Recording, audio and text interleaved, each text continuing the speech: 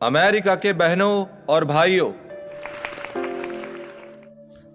নমস্কার বন্ধুরা, সাবকনসিয়াস মাইন্ডের এত গভীর নলেজ এবং এত ক্লিয়ারিটি স্বামী বিবেকানন্দের লেখা বই কর্মযোগ থেকে পাই। 4 পয়েন্ট আলোচনা করব। পয়েন্ট শেষ হতে হতে সাবকনসিয়াস মাইন্ড সম্পর্কে ভালো ক্লিয়ারিটি চলে আসবে। সফলতা, সাবকনসিয়াস এবং কর্মরহস্য জানতে হলে আমাদের কর্মযোগ থেকে কিছু ভালো दुनिया কথা के বুঝতে सबसे হবে। प्राचीन संत परंपरा की तरफ से आपका धन्यवाद करता हूं और सभी जाति और संप्रदाय के लाखों करोड़ों हिंदुओं की तरफ से টিপস आपका নাম্বার आभार 1, व्यक्त करता हूं। Mental vibration and thought wave. Swamiji বলেন, যখন আমরা কিছু করি বা কিছু ভাবি তখন আমাদের মন ভাইব্রেশন অবস্থায় চলে আসে। সেই রকম থট ওয়েভ পুরো ব্রহ্মাণ্ডে ট্রান্সমিট হয়। ভালো চিন্তা করলে লো ফ্রিকোয়েন্সির ভাইব্রেশন ব্রহ্মাণ্ডে ছড়িয়ে পড়ে। খারাপ চিন্তা করলে হাই ফ্রিকোয়েন্সির ভাইব্রেশন পুরো ব্রহ্মাণ্ডে ছড়িয়ে পড়ে। যেরকম থট সেরকম ভাইব্রেশন পুরো ব্রহ্মাণ্ডে ছড়িয়ে পড়ে। কর্মযোগে স্বামীজি বলেন, যেমন সূর্যের কিরণ নষ্ট হয় না, অনেক দূর ট্রাভেল করে, আমাদের চোখে পড়ে এবং আমরা দেখতে পাই, সেরকম থট ওয়েভ পুরো ব্রহ্মাণ্ডে বিচরণ করে যতক্ষণ না রিসিভ করার সেই রকম মন না পাওয়া যায়। এবং বিপরীতও ঠিক, যে ব্যক্তি নেগেটিভ এবং খারাপ চিন্তা করে তার মন নেগেটিভ ভাইব্রেশন গ্রহণ করে এবং আরও নেগেটিভ হয়ে যায়। প্র্যাকটিক্যাল টিপস, তাই সকালে তাড়াতাড়ি উঠো, যে কোনো এক্সারসাইজ করো, অনুপ্রেরণা দেওয়ার মতো উক্তি পড়ো, এর ফলে আপনার মেন্টাল স্টেট ভালো হওয়া শুরু করবে। স্বামীজি বলেন, আপনার দ্বারা চিন্তা করা থট আপনার মনের ভাইব্রেশন স্টেটকে বদলায় এবং ইউনিভার্সে ছড়িয়ে দেয়। এর জন্য প্রত্যেক যুগে সাধারণ মানুষের চেতনার স্তর আলাদা আলাদা হয়ে থাকে। সত্যি যুগে ব্যক্তিদের মনের স্তর অনেকটা উঁচু ছিল। ব্যক্তি তাদের মনের জন্য কোনটা খারাপ অনুভব করতে পারত।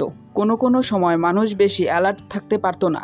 দ্বিতীয় গুরুত্বপূর্ণ কথা, যতক্ষণ আপনার মনে সম্পূর্ণ কন্ট্রোল নেই ততক্ষণ ভালো বিচার রাখুন।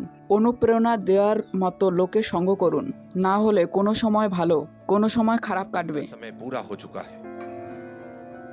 मुझे पूरी उम्मीद है कि आज इस सम्मेलन का शंखनाद सभी हठ धर्मीयताओं, हर तरह के कलेश, चाहे वो तलवार से हो या कलम से, और सभी मनुष्यों के কর্মযোগে দ্বিতীয় পয়েন্ট হলো life is compound effect of all the struggle. Swamiji বলেন, জীবন সরলভাবে চলার প্রক্রিয়া নয়, জীবন সব ভালো খারাপ compound effect. Life is not a simple and smooth flowing thing, but it is a compound effect of all the struggle. যেমন আপনার ইমিউনিটি ব্যাকটেরিয়ার সঙ্গে সবসময় সংঘর্ষ করছে, পৃথিবীতে প্রত্যেকেই টিকে থাকার জন্য সংঘর্ষ করছে। স্বামীজি বলেন, জীবন একটি নিরন্তর চলা সংঘর্ষ। যখন এই সংঘর্ষ থেমে যাবে তার সাথে সাথে জীবন থেমে যাবে। এর জন্য সংঘর্ষ জীবন নয়, পুরো জীবনই সংঘর্ষ। সফলতা মানে এটা নয় যে আপনার জীবন সংঘর্ষ বা স্ট্রাগল শেষ হয়ে যাবে, না হলে আপনি নিষ্ক্রিয় হয়ে পড়বেন। স্বামীজি বলেন, এই কথা থেকে সাকসেসের একটি সঠিক ডেফিনেশন পাওয়া যায়। সফলতা মানে আপনার জীবনে কঠিন পরিস্থিতি আসুক সেখান থেকে শিক্ষা নিয়ে এগিয়ে চলো। এই মানসিক স্থিতিকে সফলতা বলে। এর জন্য সংঘর্ষ থেকে পালিও না, সেটাকে ফেস করো এবং নিজেকে উন্নত করো। এই দেশে এমন যুবক প্রয়োজন যারা সংঘর্ষ এবং নিজেকে উন্নত করার চেষ্টা করবে। এবং সবাইকে প্রশ্ন করতে হবে, সংঘর্ষ করার শক্তি কোথা থেকে আসে? আত্মা থেকে। স্বামী বিবেকানন্দ বলেন, জীবন সংঘর্ষ হলে আত্মা শক্তি। ব্যক্তির আত্মশক্তির বিকাশ না হলে ততক্ষণ শারীরিক তুচ্ছ সাংসারিক জিনিস কখনো পূরণ হবে না।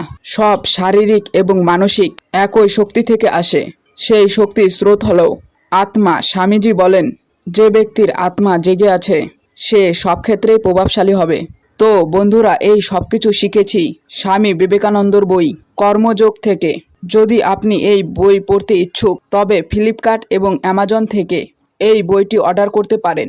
এবং আরও 2টি প্র্যাকটিক্যাল টিপস পরের ভিডিওতে আলোচনা করব। ভালো লাগলে অবশ্যই কমেন্ট করবেন।